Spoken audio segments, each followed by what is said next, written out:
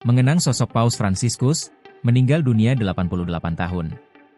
Jorge Mario Bergoglio merupakan sosok yang relatif kurang begitu dikenal saat dia dipilih untuk menggantikan Paus Benediktus XVI tahun 2013. Fransiskus, nama yang kemudian dipakai Kardinal Bergoglio begitu terpilih sebagai Paus, merupakan orang Amerika Latin pertama dan Yesuit pertama yang memimpin Gereja Katolik Roma. Yesuit adalah anggota Serikat Yesus, SJ, ordo religius dalam Gereja Katolik yang didirikan Santo Ignatius dari Loyola tahun 1540. Yesuit terkenal karena dedikasi mereka pada pendidikan, penelitian, dan misi ke berbagai penjuru dunia. Mereka mengelola sekolah, universitas, dan lembaga-lembaga pendidikan tinggi di banyak negara. Terpilihnya Fransiskus sebagai Paus ke-266 mengejutkan para analis yang mungkin mengharapkan seorang Paus yang lebih muda. Saat terpilih, Paus Fransiskus sudah berusia 76 tahun. Begitu terpilih, ia mendapat dukungan dari kalangan konservatif dan reformis gereja, karena dia dianggap memiliki pandangan yang konservatif, ortodoks, terkait masalah seksual tetapi liberal dalam masalah sosial. Para pendukungnya menyukai pendekatannya yang merakyat, common touch, dan tekadnya yang kuat untuk mereformasi kuria, birokrasi Vatikan, memberantas korupsi di Ban Vatikan, dan menangani jejak mengerikan terkait pelecehan seksual terhadap anak-anak di dalam gereja. 4 tahun setelah dia menduduki tahta kepausan, jajak pendapat menunjukkan Paus Fransiskus memiliki peringkat popularitas yang tinggi, baik di kalangan umat Katolik maupun agama lain. Saat ini, dia diikuti oleh lebih dari 18,5 juta orang di X, dulu Twitter. Namun kemauannya untuk menangani berbagai masalah secara langsung juga telah menimbulkan semakin banyak penentang, baik di dalam maupun di luar Vatikan. Menurut koresponden BBC di Roma, David Willey, pada pagi hari setelah dia terpilih, Paus baru itu menyelinap keluar dari kota Vatikan dengan iring-iringan kendaraan tak bertanda untuk berdoa di Basilika Roma. Dalam perjalanan kembali ke Vatikan, dia bersikeras untuk melunasi dulu tagihannya di sebuah hotel untuk para pastor di pusat ibu kota Italia itu. Hal itu segera menunjukkan gaya kepemimpinannya dalam kepausan. Dia meninggalkan apartemen penthouse yang luas yang digunakan oleh para paus selama 1 abad terakhir dan memilih sebuah suite kecil di Wisma Vatikan. Dia meninggalkan kediaman musim panas kepausan yang megah di Castel Gandolfo. Sejumlah pandangannya menjadi pembicaraan karena terkesan liberal. Wajah Gereja Katolik tampak tidak begitu kaku di bawah kepemimpinannya. Dia, misalnya, mempertanyakan ekonomi pasar bebas, mengatakan bahwa gereja harus meminta maaf kepada kaum gay ketimbang menghakimi mereka, dan membandingkan pusat penahanan migran Eropa dengan kamp konsentrasi. Namun para pengamat mengatakan, tidak tepat bila menyebut Paus Fransiskus seorang liberal sejati. Fransiskus juga jelas-jelas konservatif, tulis John Allen Jr., editor situs berita berorientasi Gereja Katolik Roma, Crux, tahun 2016. Ia menambahkan bahwa Fransiskus belum mengubah satu tanda koma pun dalam katekismus, ringkasan resmi ajaran Gereja Katolik. Paus Fransiskus, misalnya, tidak setuju perempuan jadi imam, dia menolak pernikahan sesama jenis, dan mendefinisikan aborsi sebagai kejahatan yang paling mengerikan. Dia membela alasan utama pelarangan penggunaan alat kontrasepsi untuk pengendalian kelahiran, dan dalam setiap isu yang diperdebatkan dia menegaskan bahwa dirinya merupakan putra gereja yang setia.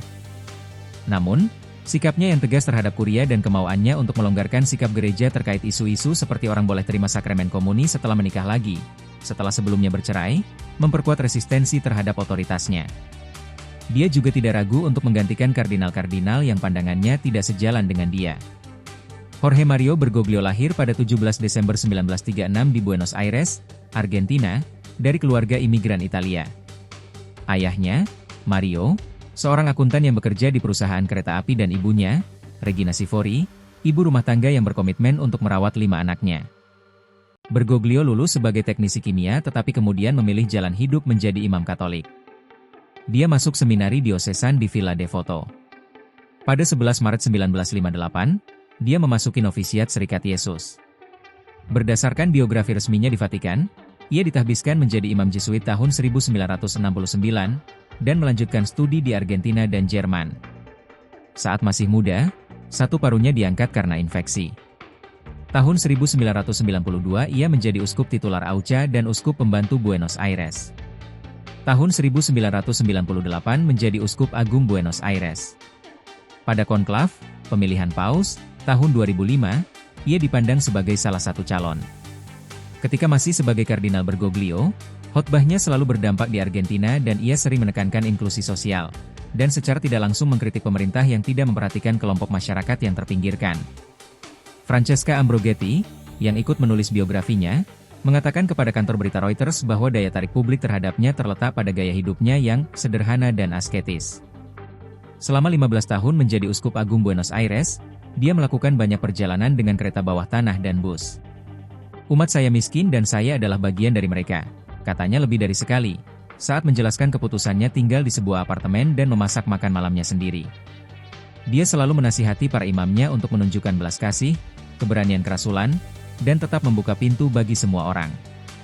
Hal terburuk yang bisa terjadi pada gereja, katanya dalam berbagai kesempatan, adalah apa yang disebut delubak sebagai mencari keuntungan duniawi melalui kedok spiritualitas, yang berarti mementingkan diri sendiri.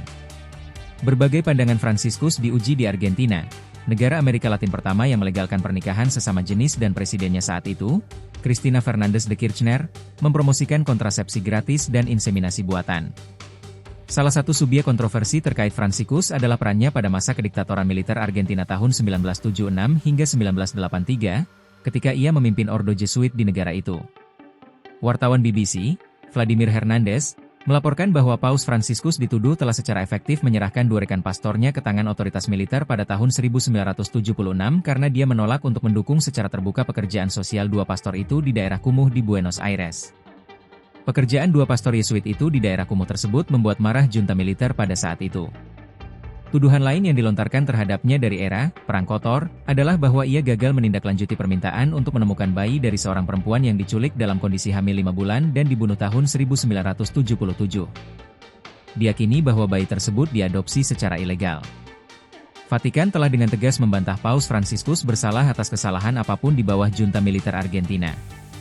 Pada tahun 2011, terungkap bahwa dia memulai sejumlah langkah awal untuk proses beatifikasi, proses jadi orang santo, sejumlah pastor Argentina yang dibunuh pada masa pemerintahan militer. Dalam sebuah kasus terpisah, dia juga mengusulkan 5 tokoh gereja Katolik Argentina untuk dijadikan orang kudus. Mereka dibunuh di gereja St. Patrick di Buenos Aires tahun 1976. Atas permintaan Paus, Vatikan membuka arsipnya mengenai kediktatoran Argentina kepada para korban dan keluarga mereka. Adolfo Pérez Esquivel, aktivis hak asasi manusia pemenang Hadiah Nobel Perdamaian, yang dipenjara dan disiksa oleh rezim Argentina, mengatakan kepada BBC News, ada beberapa uskup yang berkolusi dengan militer, namun Bergoglio bukan salah satu dari mereka. Sekarang Paus Fransiskus telah berusia 87 tahun. Pendahulunya, Paus Benediktus XVI membuat presiden bahwa Paus tidak harus tetap memegang jabatan mereka sampai ajal tiba. Kini muncul pertanyaan, apakah Paus Fransiskus, yang kini berusia 87 tahun, mungkin akan memutuskan untuk mengundurkan diri. Dia pernah berkata bahwa jika kekuatan fisiknya melemah, saya akan melakukan hal yang sama.